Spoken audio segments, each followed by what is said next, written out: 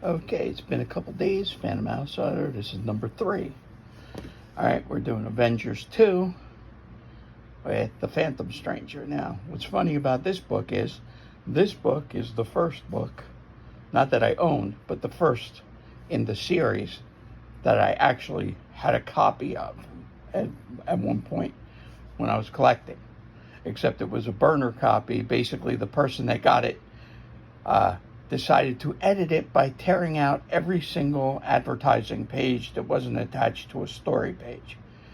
But what's interesting also is I got this book over at the US 1 flea market, which was featured in the movie Mallrats. And here's the second scene from the thing. And that was the entrance to the place. So they referred to it as a dirt mall, but really it was not. It was a flea market. There's a big difference. Hold on a sec. So basically they had little booths with permanent vendors. This book, not in this kind of condition obviously, was in a big box with a bunch of other books that eventually I will get to. And I wound up buying the whole 60 books, I think, for $50. No, pretty good deal. Anyway, so now, this was kind of interesting. The Avengers have their first meeting, which is unusual because usually in most books, the characters would not meet. I mean, the original All-Star Squadron, or actually Justice Society's first issue, started with them coming together and telling stories. But normally what would happen is heroes in the modern era would just show up, fight the bad guy, and then go away and not really hang out together. But the Avengers decided to change that. So they're like, Giant Man takes his pill. They grow to, well, actually, he's still Ant-Man. They grow to normal size. And then he says how he invented it where he can make himself bigger. Iron Man's still in his golden armor. Now, what's interesting, too, is this book was translated into the Marvel 66 cartoon show with the title The Space Phantom in the Hulk version. And instead of Iron Man being gold, they actually colorized him as being red and gold and gave him the same color scheme as he would have in the next issue, but kept him in the bulky armor. So they're all like, hey, Hulk doesn't like meetings. Space Phantom is coming to Earth. Space Phantom replaces a guy and sends him to Limbo. Space Phantom goes to see the Avengers. Now what's interesting here is the Avengers know he's coming. They don't know who he is. And instead of sending somebody hospitable like Iron Man or Wasp or Giant Man, they send the Hulk. It's like, oh, the guy that likes to beat people up, let him go first. So he goes, they all stay behind, and nobody watches what happens on the monitor. He just comes back and like, what did you do with that guy? And it's like, of course, they start fighting. Thor tries to break them up, which is weird because it's like, why would you just immediately start fighting everybody? Because, if you want to blend in, you better not do that. But Space Phantom doesn't care. He's the Hulk.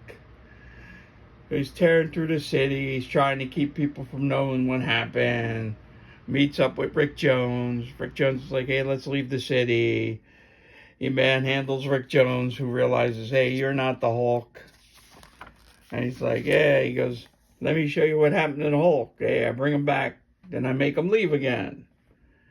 Then he takes off. Rick Jones, of course, immediately wants to rat him out to the Avengers. Hulk then shows up and steals a missile gun from Tony Stark because, why? As the Hulk alone, he could do a lot of damage. Tony Stark is charging his armor.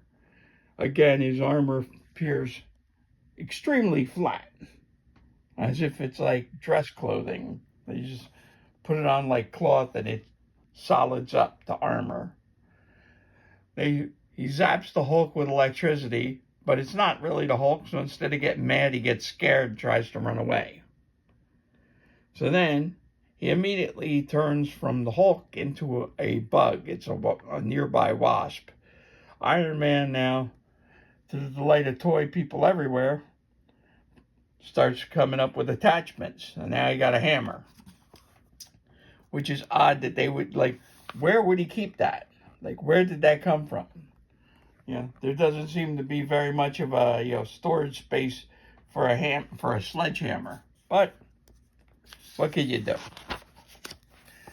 So they contact Giant Man. Giant Man's like, oh, he wanted Giant Man. All right, so Giant Man's like, all right, let's go. Which is odd that he becomes a giant when, it's easier to use the ants to fly on, but then somehow they get there quickly. Iron Man and Hulk are still fighting. Giant Man tries to separate them. They're like, hey, calm down. And meanwhile, this is, the Space Phantom is still a wasp. So, of course, he decides, I will attack the wasp because she detected evil. And Giant Man's like, wait, this is impossible. And a wasp or, bug can't attack because, they got the helmets.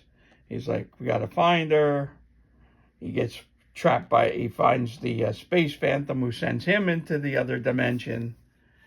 Tries to get the wasp. You're not Giant Man. Hulk saw it happen. Hulk starts fighting him. They go into a factory. I don't know what that's supposed to be. Maybe a giant tractor.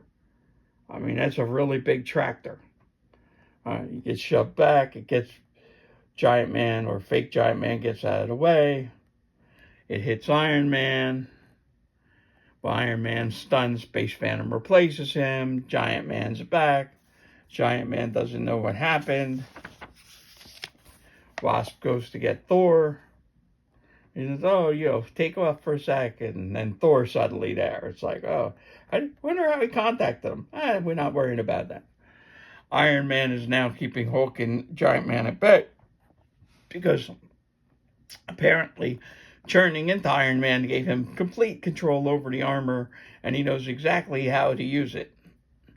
So Wasp goes in and disconnects some stuff in the armor, which causes the device to fail.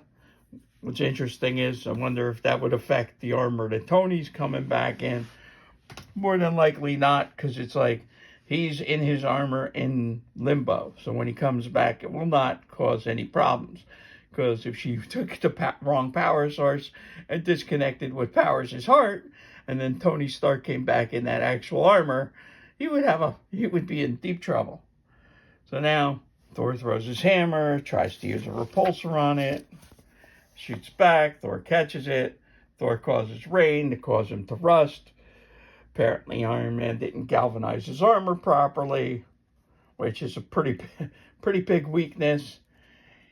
He tries to take Thor's body, winds up, can't do it to gods. Only mortals can be sent to limbo by him. And then Iron Man returns. They're all like, hey, how's it going? What happens when he returns? Not likely. He has to have somebody replace him. He'll stay there forever, which doesn't turn out to be the case. Hulk is angry because, hey, you guys didn't trust me. Because now I'm going to be by myself. Basically, it's not me, it's you. And the Hulk's out of there. And like, what will he do next? Now, the reason the Hulk left, I think, is one of them. I will have to check, and I'll probably make a follow-up video. If Avengers came out while the Hulk's comic book was still ongoing, and they wanted to make sure that the Avengers weren't responsible when he had his rampages and fought the military, or because eventually all these guys that had their own books were removed from the comics because Stan Lee didn't want to have to track everybody's movements for continuity purposes. So we will check on that, and there will be another quick video on that eventually. Well, pretty soon, I guess, because being retired, this is what I do now. Yeah, looking at the old books, making commentary. Okay? Thanks. If you like it, leave a comment. Hope you enjoy it. Have a nice day. Bye.